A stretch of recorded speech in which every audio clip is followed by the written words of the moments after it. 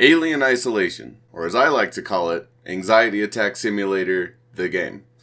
I have to admit, when this game was announced and I saw the gameplay for it, I was not excited at all. I grew up with Aliens vs. Predator and Aliens vs. Predator 2. Games with high-octane violence, fast-paced gameplay. When I saw that this game was another run-of-the-mill hide-and-seek simulators, I got turned off. And it's not just because the game isn't all guns and explosions. I'm actually a big fan of survival horror games. But I have a hard time going through a game that's comprised of nothing but hiding and cowering with no real way to defend yourself whatsoever.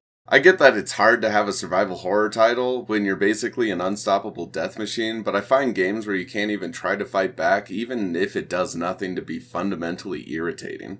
So when I heard Alien Isolation did, in fact, have an assortment of weaponry, I decided to give it a whirl, see if it would be an okay weekend game. And boy, oh boy, was I in for a wild ride. To me, Alien Isolation is the perfect example of a survival horror game that gives you a wide assortment of weapons, but still makes you f***ing useless.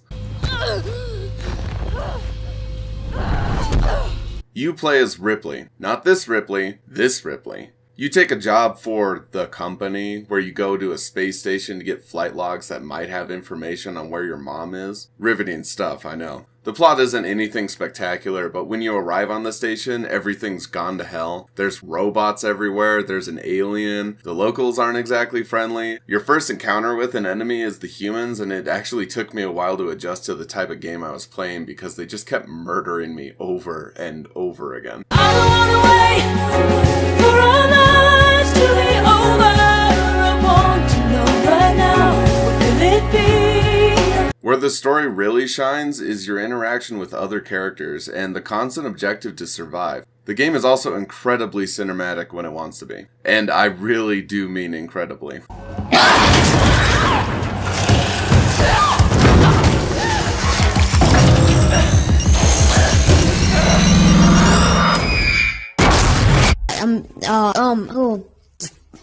Oh my god. For the type of game this is, you have a few options with the enemies.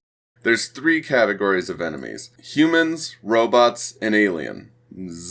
Plural. And this asshole! I spent the entire game thinking this Weyland-Yutani skin job was gonna stab me in the back as soon as I found the plans to the Death Star. And what happens? Turns out, he's just a swell guy.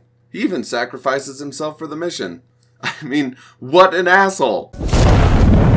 The aliens are definitely the highlight of the game, and the facehuggers add that extra saucy tension. There's 2 types of robots, normal robots and condom robots. The special thing about the condom robots is they're actually wearing these rubber hazmat suits. The stun batons and EMP grenades that you usually use to take them out doesn't really do anything. When it comes to humans, there's scavengers and security guards you have to deal with, but the humans aren't really anything special to be up against. They're definitely the easiest to fight head on, and I never really liked sneaking past them in the first place.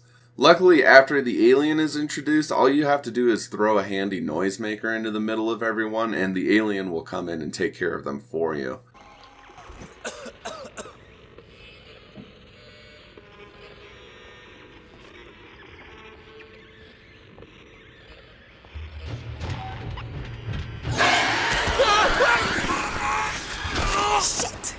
Like I said, you do get an assortment of effective weapons, but you have to make the decision to use them or not. It's all fun and games when you're unloading your firearms on the humans and robots, but you'll run out of ammo quickly.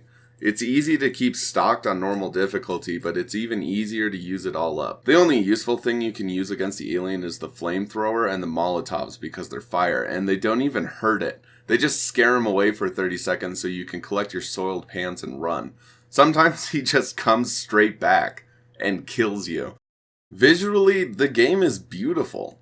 The entire game is set on an almost abandoned space station full of lonely metal hallways and the slick analog technology from the films. You feel a dreadful loneliness the entire game. The sound is crisp and unforgiving on the nerves. The alien manages to look even better and feels alive. The robots look amazing too, but I imagine it's hard to f*** up designing a creepy looking human with plastic skin. The most jarring part of the game when it comes to the visuals is the humans. I mean, look at that. Their lips don't even move half the time. Sorry. How do we get there?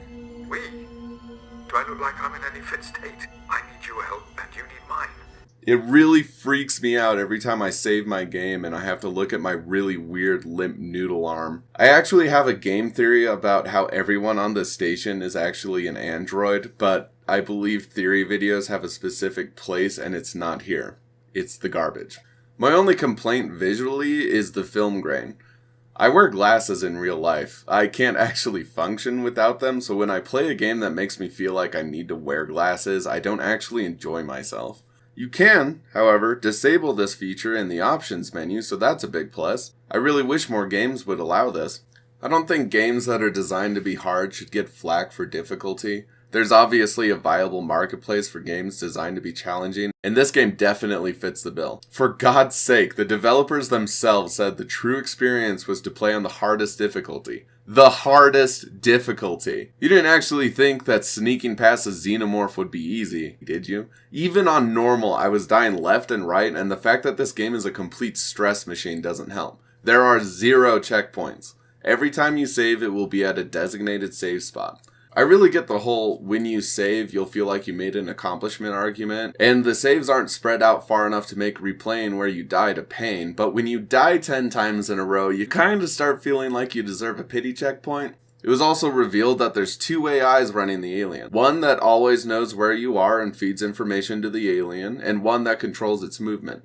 But to me, that kind of sounds like the alien just always knows where you are and is pretending not to see you. Kind of like when you're playing hide and seek with your dad and he sees your feet under the curtains and pretends not to see you. Where's the paper towel? All in all, even though some parts of the game were hard and indeed stressful, it was never too hard to finish. At least on normal. The only part that absolutely sucked was the fact that the alien will never stop hunting you. Not even when you're doing something. I died a lot because I didn't realize he was behind me when I was welding something, putting a code for a door, or even reading an email. That's the one that got me the most.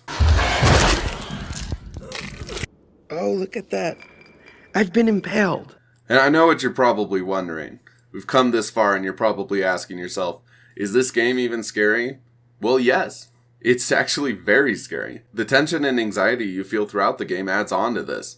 Personally, I've never really been terrified while playing a game. There's only one part that really got me. Oh, that's kind of weird how the ceiling is like, Jesus! Oh my... That was really the only part though. When it boils down to it, this game completely blew me away, and I would highly recommend it to anyone. I'm a big fan of the Alien franchise, and this game truly made me feel like I was in that universe hiding from an alien, and I felt scared the entire time. My prayer to the video game gods is, bring me a sequel. Please bring me a sequel. In a world where games get yearly sequels that bring nothing new to the table, I think we can make room for games like this. No! Don't look at the light! I can't help it. It's so beautiful. Verlaine? Surprise, motherfucker!